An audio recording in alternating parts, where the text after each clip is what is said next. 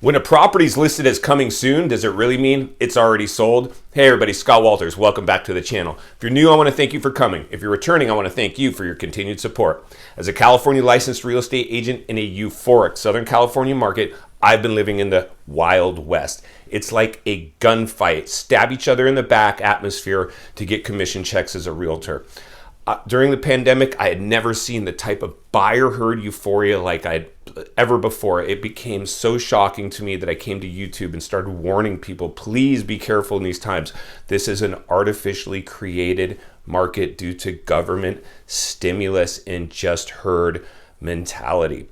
So one of the things we're going to do today, folks, is we're going to blow the lid off some real estate practices that you may or may not have been aware of. And that's kind of one of the things that I like to do with this channel, is just really give people a look into some of the inner workings of real estate. You know, for me, I tend to get a little bit, I don't know, it just leaves a bad taste in my mouth. Again, I have social media all over the place. I have it being run professionally. I do a lot of advertising on social media, but one of the social media trends I see currently is grandstanding real estate agents congratulating their buyers or sellers how they just were able to get them over asking price for their properties, or awarded, the property after they had to, pretty much overpay to do it, and grandstanding. And for me, I have stopped that. Anytime I help somebody with their real estate, the last thing I do is go on Instagram or Facebook or wherever and start saying how I'm so excited for these buyers or sellers. I think it's just really, I don't know. For me, maybe you guys comment below how you feel when you see agents saying that stuff, acting like they're the next big thing, when it's been almost a slam dunk right now to sell a property. And if you had to get a buyer into a property, they had to overpay to do that. Is that something that you think is cool, that agents go out and try to make themselves look like they're this knight in shining armor to do that? I don't know. For me, I just haven't been able to do that. Again, I keep my social media active, but it's not with promoting myself in that way. So one of the things we're going to look at today, folks, is some of the things that you may not be aware of, that you never even had a chance at a property that you saw get uploaded to the internet. And so while everything all starts with the multiple listing service. That's as soon as I upload a property to the multiple listing service and list it for sale or coming soon, that's when the other big real estate websites grab that information and repost it on their platforms. So one of the things that's happening is, if I'm an agent, what I'm doing right now, not me personally, but what most and many agents are doing, is if they get a property, instead of having it as an active listing, they will upload it to the MLS as coming soon.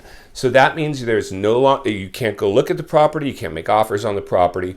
And see why this is such a common practice to try to do a coming soon as agents. If we can double in the deal, meaning in a regular real estate climate, if I am selling a house and then I upload it to the multiple listing service and do my open houses, I let other agents bring their buyers, and then they submit an offer, and then now we're working together. You got the seller's agent and the buyer's agent, right? And so we split the commissions.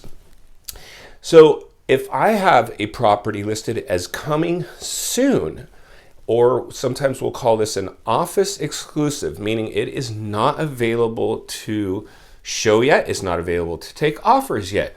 Well, somebody in my office might go, psst, hey Scott, I have a buyer that maybe we can work together. Or I might just go ahead and fish for my own buyer.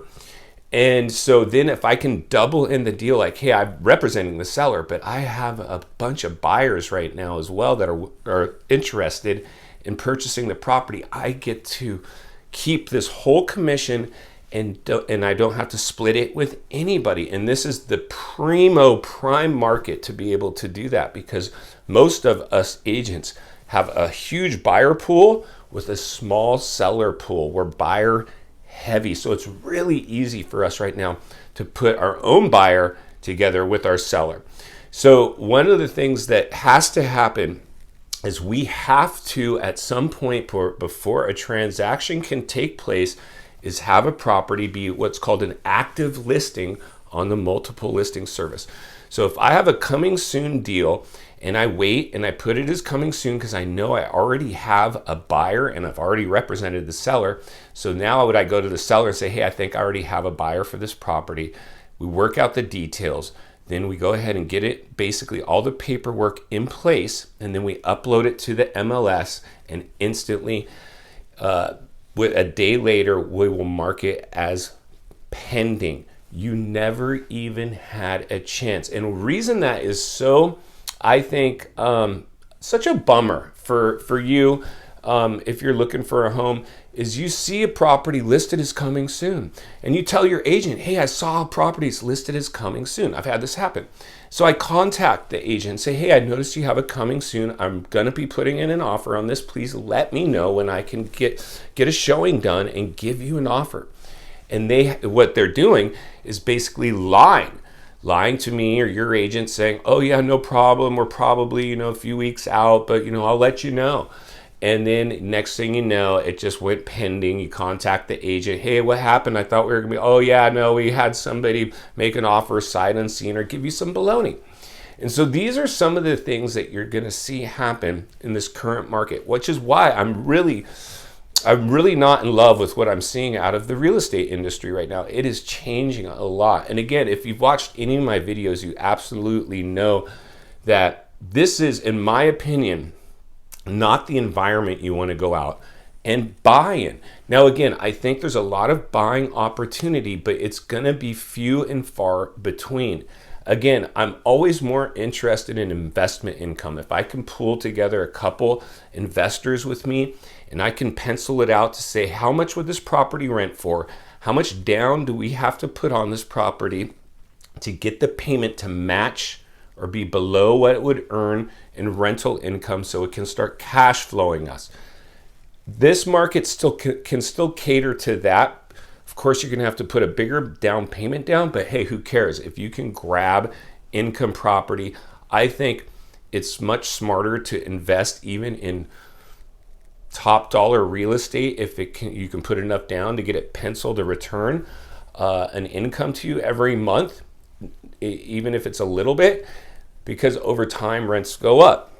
And so, this is, in my opinion, the only way to buy in this market. And or if you are, an all cash buyer, or you just have a massive down payment where it doesn't matter what the prices do because you have so much equity in the home, or your payment is so small, regardless of what the economy does or the values of real estate do, you're insulated because your payment is very, very low. That is, my opinion, the only way to buy right now.